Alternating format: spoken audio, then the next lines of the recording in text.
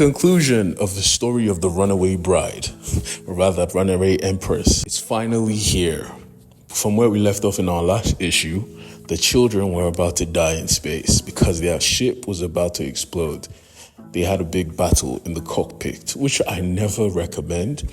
But yeah, that's where we left off in the last issue. So this issue, we pick up midway before their death.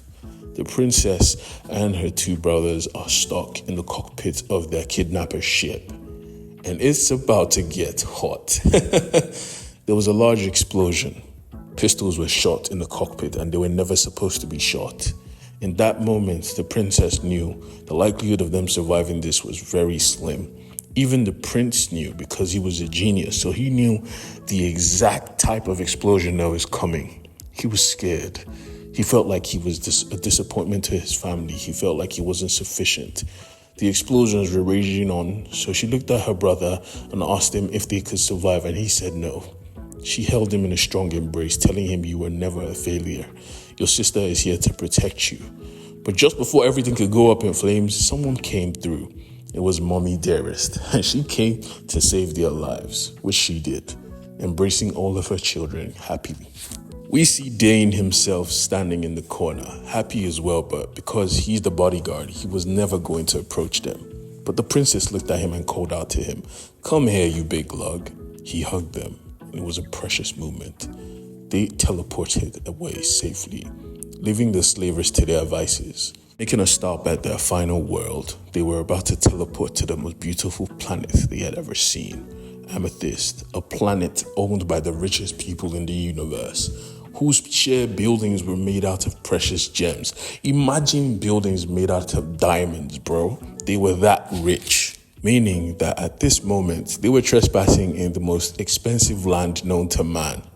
Instantly, Dane took out all the security bats and they went to the princess's sister's house. Her sister was shocked. She explained what had transpired in her life and her sister embraced her as one because it's been a while. Back in the queen's chamber though, her and Dane shared a moment that they weren't supposed to because someone was watching through the shadows. The princess saw this play out because the queen had made a promise prior saying that she ran away not because of Dane, but because of her kids.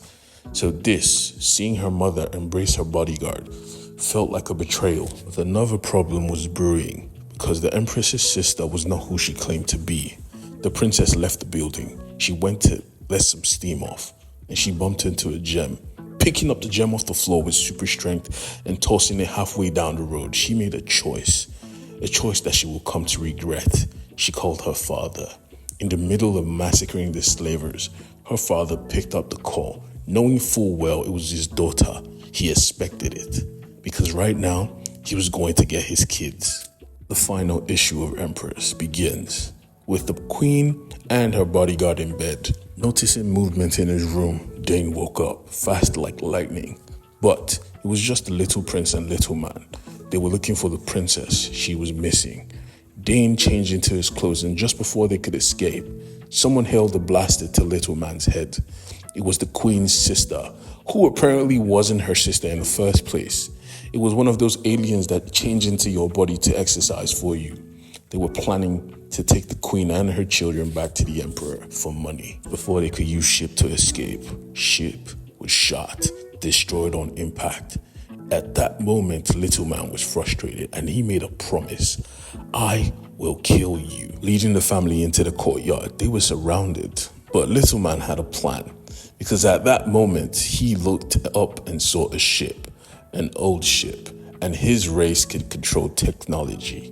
They didn't know that though. He unleashed all the weapons, wiping every single person out from the sky. Even the people on the ship were confused. He raised his hands up. His cuffs were blasted, and he blasted all of his people's cuffs as well. They were all free, controlling this big, mighty ship. He told the ship to aim the bullets back at the people inside it. The ship was destroyed. While everyone was recovering, the queen made a slick move and knocked out the alien in her sister's body. Calling her daughter and wondering where she was, she finds out that this little princess has called her father. And that was bad because the emperor annihilates people. Walking off of the ship, the princess saw her father and was trying to embrace him. He just grabbed her face and took the phone and called her mother saying, "Surrender or I will kill everyone in this city, including your child." The princess was shocked. "Father," but nope. He said, "Don't call me that. Don't even talk to me." Bruh, she started crying because she knew she messed up. Her mother had to come through with the blasters like a G. She looked at her husband, Morak's wife. "Leave my children alone." But she knew the emperor. She knew what he was on. Instantly, he said, "Everyone, put down your weapons. I want to fight Dane, you wife stealer." Everyone knew fighting this man was certain death. The princess even tried to stop it, but he said, "Shut up," instantly punching Dane into the floor.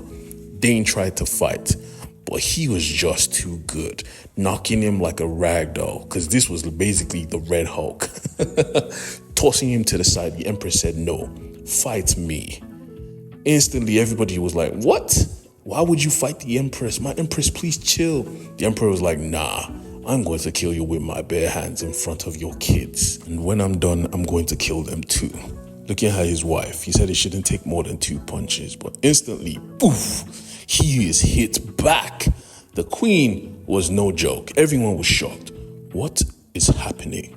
The emperor was shocked, trying to jump and grab her, but nope, another kick to the gut. He flew back, like straight up back. She pummeled him into the ground. He was like, "What the hell is happening?" She made it clear when they first met, "I was never a waiter." Bruh. He never even took the chance to know who he married. The queen let every single person know that her past was different. And this is when we find out Shorty was a gladiator. She was a titan in the ring, and she never lost. She beat the crap out of the emperor. This man is supposed to be a titan. She was about to kill him and he was like, "If you kill me, your children are dead." But nah, she didn't care. Your death was foretold. Snapping his neck, instantly going to the floor. She realized that she was surrounded. She picked up the man she loved, expecting to die. But the princess said, "Nobody's going to get killed here because I am next in line to the throne." She told all the army men to kill themselves, which they did. One was left standing though. They thought they were going to die, but boom, his head exploded. Dane was there with the pistol. She embraced her mother and apologized for calling her father. But right now, they had to get off this planet. They just destroyed a lot of shit, and these people were too rich. So they took the emperor's ship and flew away.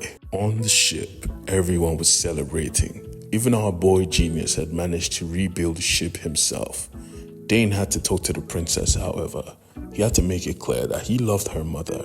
The princess was surprisingly cool with it, as long as he makes her happy. Everyone was happy because finally the queen was with an ordinary man. But Little Man made it clear that, "Bruh, do you people not know who Dane is?" So yes, this is what we're going to expect for book 2. This was an amazing run. This is the first comic book series I have finished on my YouTube channel. So congrats to me. And thank you for watching. Please like and subscribe and share. God bless.